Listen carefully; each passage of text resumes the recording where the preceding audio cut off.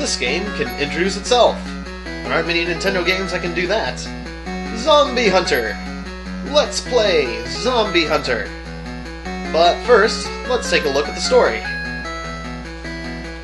The story. You are this little knight in the lower right corner. The city of Palma had been protected by 4 spirits who govern fire, water, wind, and earth, continuing a long era of peace. One day, Dolgo, the spirit of earth, started a revolt. He made off with the Life Seeker and disappeared into his underground labyrinth. The Life Seeker does the essential work of controlling this world's energy. Dolgo acquired the ability to freely use this energy.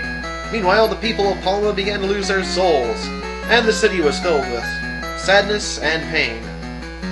Ariel, the spirit of wind, commanded her subordinate Fuzu to seek out a hero who can defeat Dolgo and regain the Life Seeker. You are the warrior chosen by Fuzu.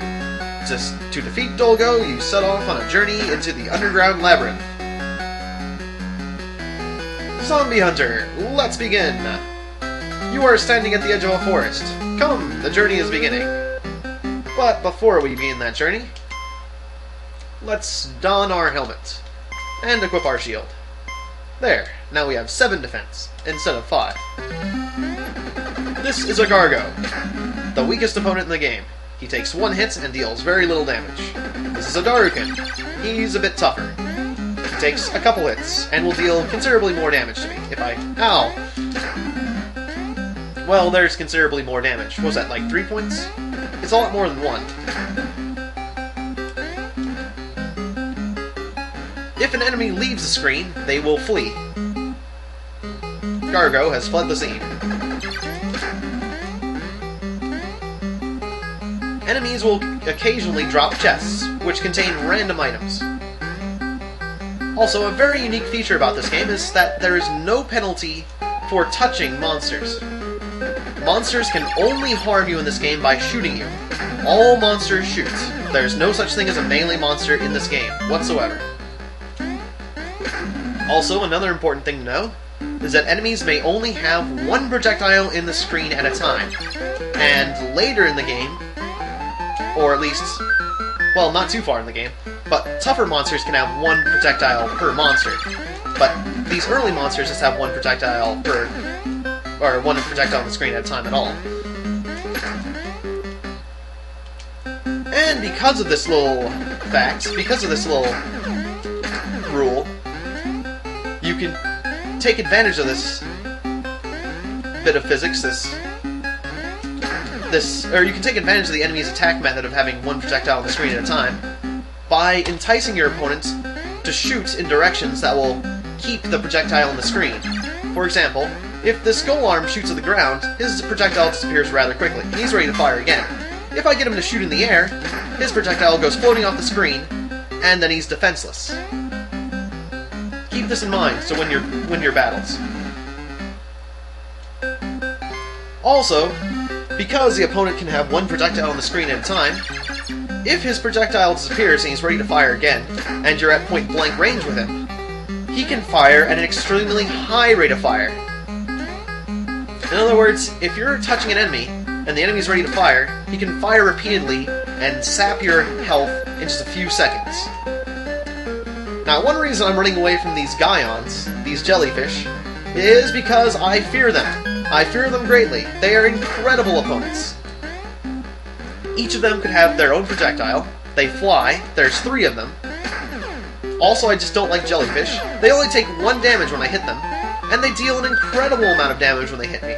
Well, maybe not incredible, but they deal like 3 or 6 damage or something like that. I gained a level. Also, Gaions are worth a good amount of experience. They're or Gions, or whatever you want to call them. Jellyfish. Flying jellyfish. I do not like the jellyfish. They're very powerful for this area. Food! Alright. That's just what I needed right now. Food is healthy.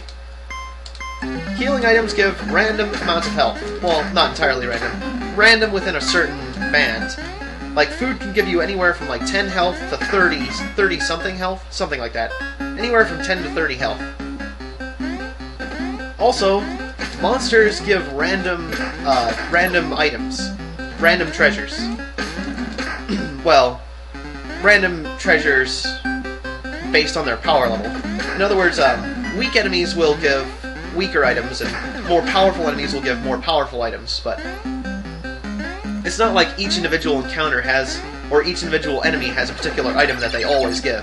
They'll give different things. More jellyfish. I do not like these things. But I'm a little bit more powerful now that I'm on level 1.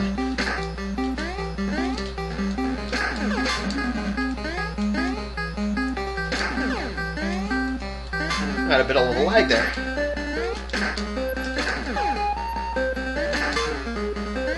Okay, I'm a bit trapped. That was painful.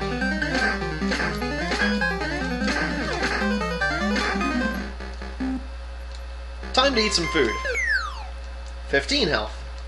Not quite so good as the last bit of food I ate.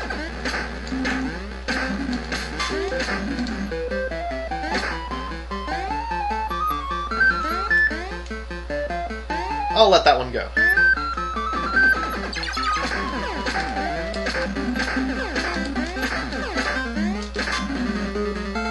A shuriken! And a level up. Unfortunately, a shuriken has a limited amount of ammo.